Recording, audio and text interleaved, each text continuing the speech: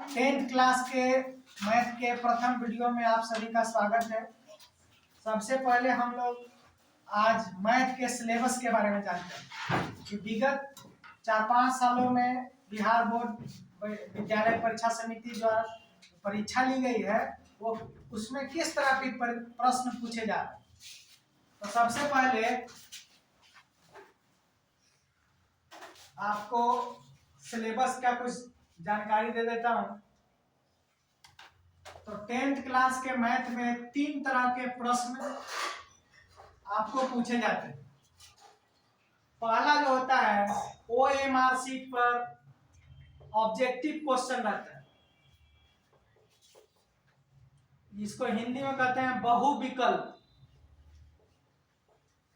बहुविकल्प प्रश्न का multiple choice question होता है। इसमें 4 आपका ऑप्शन रहता है ABCD, और उसमें से एक जो सबसे निकटतम आंसर रहता है वो आपको देना रहता है। इसमें आपका रहता है 100 प्रश्न। मैथ में आपको रहेगा 100 प्रश्न, कोई 50 आपको बनाना है।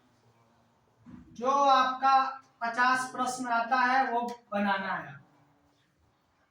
ये इसके लिए बिहार विद्यालय परीक्षा समिति द्वारा 1 घंटा का समय निर्धारण होता है।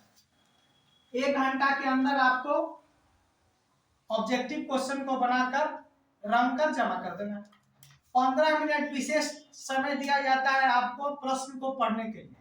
उसके बाद OMR शीट मिलता है जो 1 घंटा में आपको बनाकर जमा कर देना।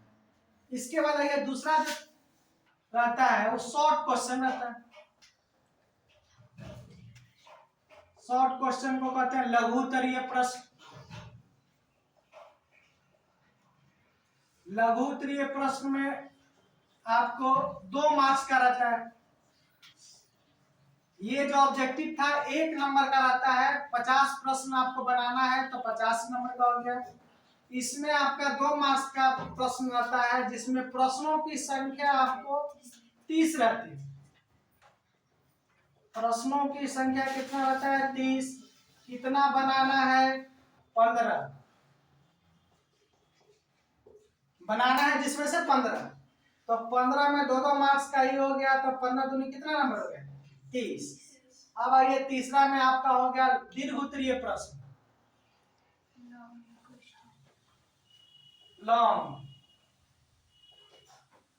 तो लॉन्ग में 5 नंबर का ये आपका 5 मार्क्स का क्वेश्चन है। 8 प्रश्न रहता है। 8 प्रश्न में 4 बनाना है। तो ये हो गया 20। ये देखिए ऑब्जेक्टिव में से आपका 50 हो गया, और शॉर्ट में से आपका 15 नंबर का 15 प्रश्न रहता है, 2-2 नंबर का, तो 30 हो गया। और तीसरा जो है आपका लॉन्ग में 4 प्रश्न बनाना है तो 20 हो गया। टोटल मिलाकर आपका कितना हो गया? टोटल मार्क्स 100, कुल मार्क्स हो गया 100। अब इसमें पास मार्क है 30। पास मार्क तो बहुत इजी है, पास मार्क में कोई टेंशन नहीं है। लेकिन इसको आप इस तरह का जो सिलेबस है, इसमें आपको मैक्सिमम अंक जितना लाइएगा उतना बेस्ट रहेगा। तो थोड़ा सा अगर ध्यान दीजिएगा तो इसमें 80 से 95 नंबर तक इजी से आप ला सकते हैं। तो ये हुआ सिलेबस की जानकारी। अब हम लोग इसका कौन कौन टॉपिक से कितने नंबर लगभग आता है इसके बारे में जानते हैं।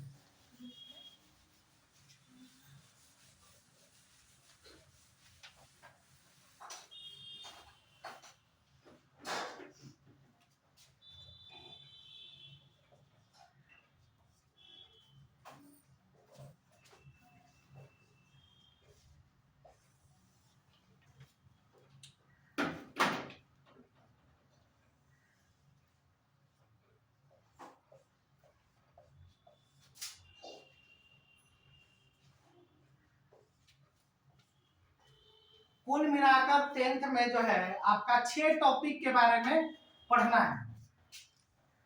उसमें से अंक का कैसे बंटवारा है थोड़ा सा देख लिया जाएगा। तो एक में हम लोग पढ़ते हैं अलजेब्रा, इसको हिंदी में कहते हैं बीज गणित। इससे आपका 20 से 25 मार्क्स।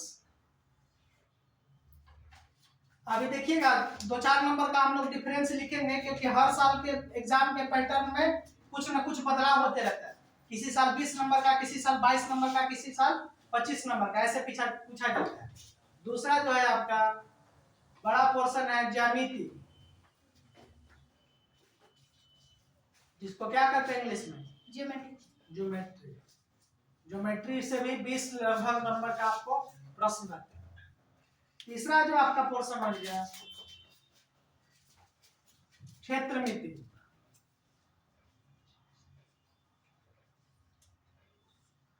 चौथा जो पोर्शन हो गया आपका नियामक ज्यामिति।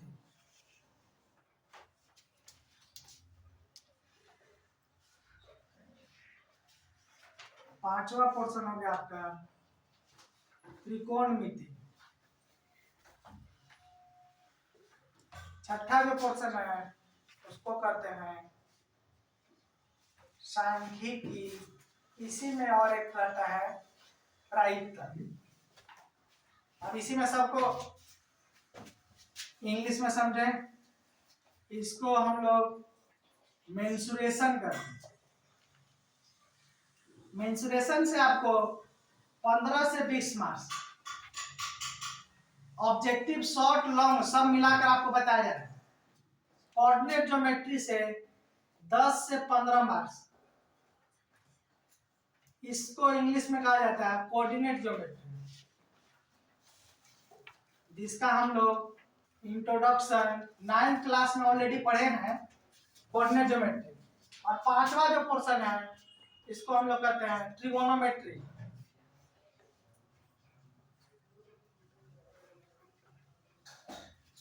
ये बहुत छोटा टॉपिक है, इसमें मात्र 5 एक्सरसाइज है। 8.1 से लेकर 8.4 तक। इसके साथ में एक प्रश्न आपका प्रश्नावली है 9, जिसमें हाइट एंड डिस्टेंस।